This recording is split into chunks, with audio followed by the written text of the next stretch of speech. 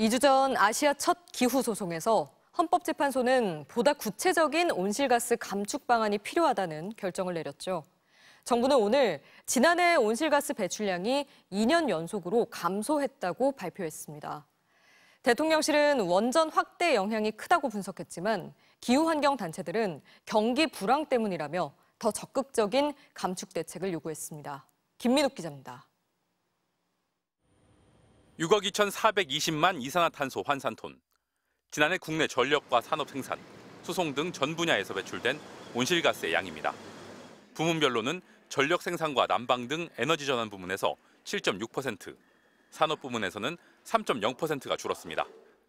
코로나19로 위축됐던 경제 활동이 증가하며 온실가스 배출량도 늘었던 2021년 이후 2022년과 2023년 2년 연속 감소입니다.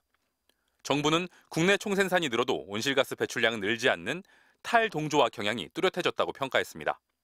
21년을 제외하고 그때는 조금 이제 배출량 자체가 증가해 버렸으니까요. 22년, 23년은 이런 경향이 조금 더 뚜렷하게 나타났습니다.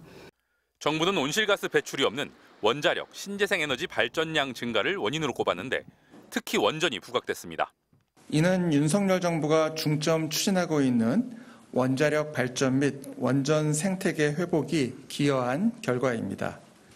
하지만 기후환경 단체를 중심으로는 우려의 목소리가 여전합니다.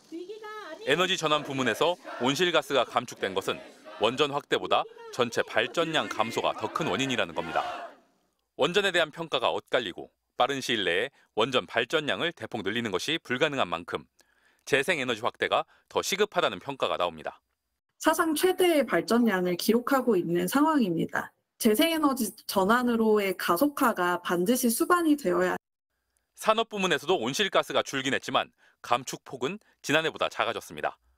이마저도 석유화학, 시멘트, 디스플레이 등의 생산 감소 영향 탓인 것으로 분석됩니다. 정부 역시 경기 불황을 감축의 주요 원인으로 보고 있습니다. 산업 전반에 보다 적극적이고 구체적인 감축 노력 없이는 2030년 감축 목표와 2050년 탄소 중립 달성이 쉽지 않을 것이라는 우려가 나옵니다. MBC 뉴스 김민욱입니다.